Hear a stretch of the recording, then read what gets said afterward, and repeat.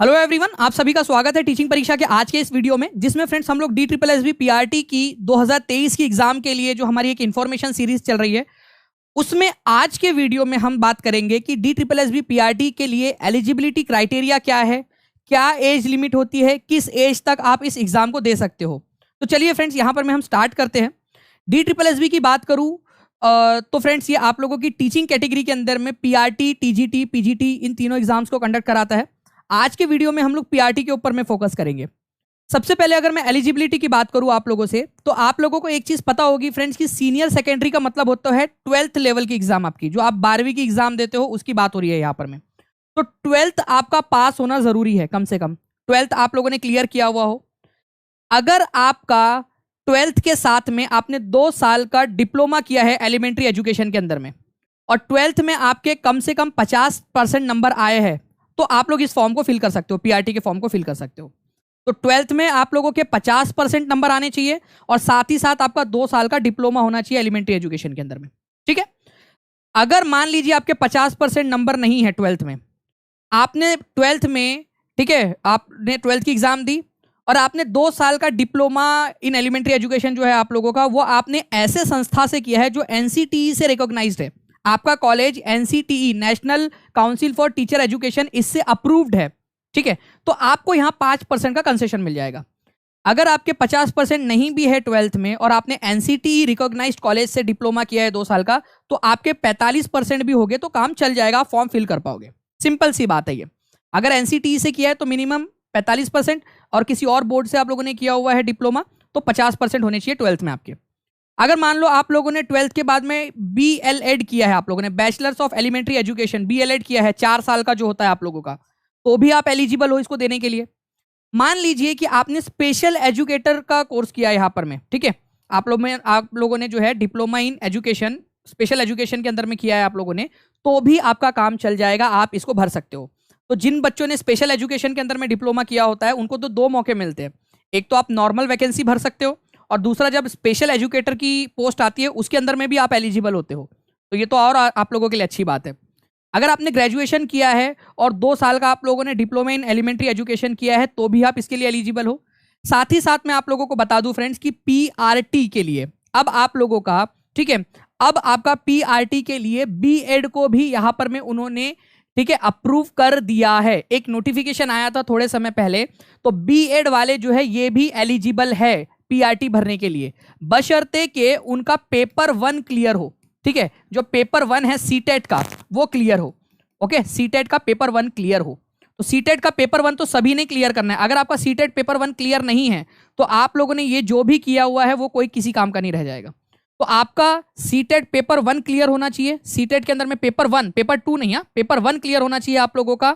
और साथ में आप लोगों के पास में अगर ये सारी की सारी क्वालिफिकेशंस है, इसके अलावा मैंने आपको बता दिया कि BEd वाले जो है ये भी एलिजिबल है आप लोगों के PRT का फॉर्म भरने के लिए, अगर उन्होंने CTET का पेपर 1 दे रखा है और उसको क्लियर कर रखा है, तो ये आप लोगों ने याद रखना है। प्लस फ्रेंड्स एक चीज आपको बता दूं कि अगर आप लोग DSSB की एग्जाम देने के लिए सोच रहे हो और आप पढ़ाई करना चाहते हो, तो आप ये जरूर चेक कर लीजिए कि क्या 10th में आपने हिंदी पढ़ा है। चलिए, हिंदी नहीं पढ़ा तो क्या आपने कम से कम उर्दू पढ़ा है। चलो मान लो हिंदी और उर्दू दोनों नहीं पढ़ा आप लोगों ने 10th लेवल में, क्या आपने पंजाबी भाषा पढ़ी है? अगर ये भी नहीं पढ़ी है तो क्या आपने इंग्लिश पढ़ी है कम से कम? इन चारों में से कोई एक लैंग्वेज आपने पढ़ी होनी चाहिए 10th में। इन चारों में से कोई एक लैंग्वेज कम से कम आपने पढ़ी होनी चाहिए। ऐसा नहीं कि चारों के चारों, कोई भी एक चलेंगी, 10th स्टैंडर्ड के अंदर में होनी चाहिए आप लोगों की, बस। तो वो आप लोग चेक कर लीजिए। और मुझे लगता है कि कम से कम इंग्लिश तो हमारे भारत के ज्यादातर राज्यों के अंदर में कम से कम एक सब्जेक्ट तो होता ही है आप लोगों का। अगर वो नहीं किया तो हिंदी किया होगा आप लोगों ने, पढ़ा होगा। 3 सब्जेक्ट में से 3 जो लैंग्वेज होती है आपकी, उसमें से एक लैंग्वेज तो आपने हिंदी या इंग्लिश, उर्दू या पंजाबी तो रखी ही होगी। ठीक है, ये आप लोगों का है फ्रेंड्स। इसके अलावा काफी सारे बच्चों के एक डाउट आते हैं कि क्या BTC वाले अप्लाई कर सकते हैं? जी हाँ फ्रेंड्स, BTC जो है आप लोगों का नाम चाहे वो अलग हो, लेकिन वो है ही आप लोगों का डिप्लोमा सर्टिफिकेट, उसको बोलते हो आप लोग वहां पर में, लेकिन है वो आपका एक्चुअल में डिप्लोमा ही एक तरीके का। ठीक है, तो BTC वाले जो है आपके, वो भी प्राइमरी एजुकेशन के, प्राइमरी टीचर्स के लिए एलिजिबल है PRT के अंदर में, DSSB PRT के लिए। तो जो भी BTC वाले बच्चे जिन्होंने BTC कर रखा है, वो अपने आप को इसी कैटेगरी के अंदर में गिने। ठीक है, डिप्लोमा इन एलिमेंट्री एजुकेशन के अंदर में ही गिने अपने आप को। तो उसमें कोई दिक्कत वाली बात नहीं है, बस आपका 12th में 50% होना चाहिए कम से कम, और कोई दिक्कत नहीं है। ठीक है। अगर आप लोगों ने ग्रेजुएशन किया हुआ है फ्रेंड्स और आपने बीएड किया हुआ है तो भी आप एलिजिबल हो, ये याद रखना है। आप लोगों ने ग्रेजुएशन किया है आपने और आपने बीएड किया है उसके बाद में तो भी आप एलिजिबल हो, ठीक है। उसमें कोई परसेंटेज की बाध्यता आप लोगों के लिए अभी फिलहाल में उन्होंने नहीं बताई है, तो आप लोग पढ़ाई को स्टार्ट कर सकते हो आप लोगों की। तो ये तो था आप लोगों का फ्रेंड्स एलिजिबिलिटी क्राइटेरिया आप लोगों का। अब मैं आपको आयु के बारे में बता देता हूं कि कौन कौन सी जो है आप लोगों की आयु सीमा है। वैसे तो मैक्सिमम एज लिमिट 30 ईयर्स है जनरल कैटेगरी के लिए। तो जनरल कैटेगरी का मेल हो चाहे फीमेल हो, ठीक है, उसको 30 साल जो है कम 30 साल तक ही वो दे सकता है। पहले ये था कि फीमेल को थोड़ा एज रिलैक्सेशन दिया जाता था, अब वो हटा दिया है। 30 साल तक आप जो है यहाँ पर में DSSB की एग्जाम दे सकते हो अगर आप जनरल कैटेगरी से बिलोंग करते हो। तो अगर आप जो है फ्रेंड्स यहाँ पर में बिलोंग करते हो, ठीक है, ये उल्टा हो गया आप लोगों का। अगर आप ओबीसी कैटेगरी से बिलोंग करते हो तो 3 साल तक आप दे सकते हो। 3 साल का आपका रिलैक्सेशन है, मतलब 33 ईयर्स तक दे सकते हो, ठीक है। यहाँ पर में ये उल्टा सीधा हो गया। ओबीसी के लिए 3 साल का है और एससी और एसटी के लिए जो है आप लोगों का 5 साल का है। तो ओबीसी कैटेगरी से अगर आप बिलोंग करते हो फ्रेंड्स तो आप 33 ईयर्स की एज तक दे सकते हो, 33 ईयर्स की एज तक। और अगर आप एससी एसटी से बिलोंग करते हो तो 35 ईयर्स की एज तक आप लोग दे सकते हो, ठीक है। ये याद रखना है आप लोगों ने। तो ये एक एज क्राइटेरिया वाली बात थी, मैं यहाँ लिख देता हूँ ताकि आप लोगों को ध्यान रहे।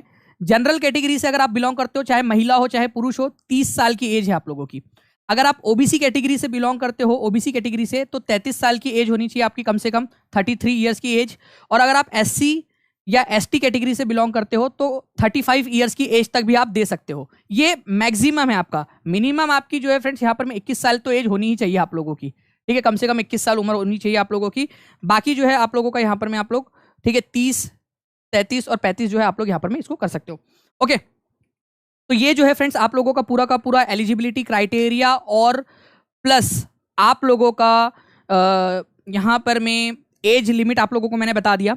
अभी भी अगर आप लोगों का कोई डाउट हो फ्रेंड्स तो आप लोग यहाँ नीचे में कमेंट बॉक्स के अंदर में अपना डाउट यहाँ पूछ सकते हो। इस वीडियो को लाइक कीजिए फ्रेंड्स आप लोग, ताकि ऐसे ही और इन्फॉर्मेटिव वीडियोस आप लोगों को मिल सके। टीचिंग परीक्षा चैनल को सब्सक्राइब जरूर कर दीजिए आप लोग और बेल आइकन को दबा देना। नीचे में जो आप लोगों के कमेंट्स रहेंगे उसके रिप्लाई आप लोगों को जरूर मिलेंगे। कोई भी आपका डाउट हो, कोई भी आप लोगों का सवाल हो तो आप लोग इसमें पूछ सकते हो। इसके अलावा फ्रेंड्स आप लोगों को नीचे में एक प्लेलिस्ट मिल जाएंगी पिंड कमेंट में और डिस्क्रिप्शन बॉक्स के अंदर में। उसमें आप इस सीरीज के, जो हम लोग DSSB PRT की एक सीरीज चला रहे हैं आप लोगों के लिए, इन्फॉर्मेशन सीरीज, उसके जितने भी वीडियोज है आप लोगों को मिल जाएंगे। उसमें सिलेबस के वीडियोज है, आप लोगों के सिलेबस क्या क्या है आपका, आप लोग जो आपका 100 नंबर का साइकोलॉजी आता है उसको आप लोग कैसे कवर करें, इस तरीके से अलग अलग जो टॉपिक्स है आप लोगों के, जो आपको पता होना चाहिए, जो आपको आपके पढ़ाई में मदद कर सकते हैं, उन सारे कंसेप्ट्स को, उन सारी चीज़ों को, उन सारे टॉपिक्स को जो है हम लोगों ने इन सीरीज के अंदर में कवर किया हुआ है। तो मिलते हैं हम लोग फ्रेंड्स किसी ऐसे ही और वीडियो में। तब तक के लिए thank you very much, take care and bye, God bless you all. Thank you very much and happy learning.